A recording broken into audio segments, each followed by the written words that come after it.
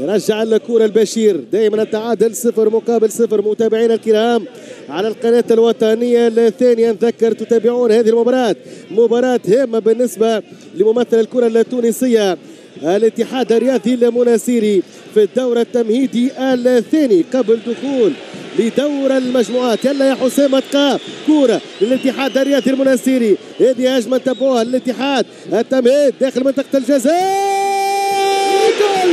جول الاتحاد، جول الاتحاد، جول الهدف الاول للاتحاد الرياضي المناصيري.